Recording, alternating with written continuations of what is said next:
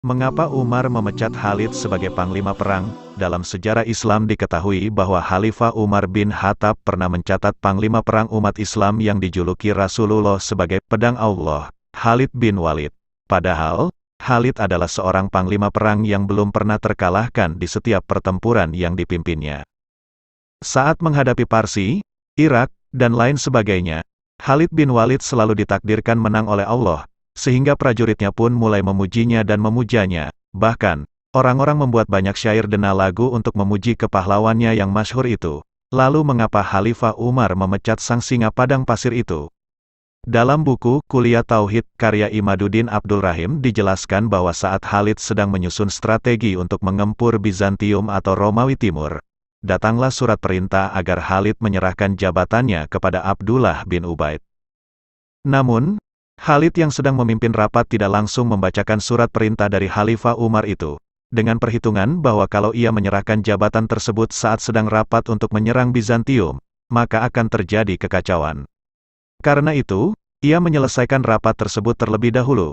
Setelah usul-usulnya diterima dan menjelaskan cara menyerang Bizantium, barulah Khalid menyerahkan jabatannya sebagai panglima perang kepada Abdullah bin Ubaid. Setelah mundur dari jabatannya, Khalid kemudian kembali ke Madinah untuk melapor kepada Khalifah Umar bahwa perintahnya sudah dilaksanakan. Setelah itu, Khalid meminta penjelasan lebih jauh kepada Umar terkait pemecatan dirinya tersebut, karena ia khawatir ada kekeliruan yang diperbuatnya selama memimpin perang. Khalid memang mempunyai kelemahan di bidang tata administrasi dan pembukuan. Kendati demikian, Khalid sendiri meyakini bahwa tidak pernah keliru dalam perhitungan-perhitungan keuangan dari dana perjuangan itu. Namun, Umar menegaskan bahwa masalahnya bukan karena itu soal yang bisa dimaafkan. Kata Umar menjelaskan kepada Khalid, tetapi sebagai khalifah aku bertanggung jawab atas akidah umat. Engkau adalah pahlawan perkasa yang tak dapat dikalahkan di setiap medan pertempuran. Tapi, akibatnya rakyat mulai menyanyikan lagu pujian untukmu, dan tidak lagi memuji dan memuja Allah semata. Aku khawatir mereka menjadi syirik.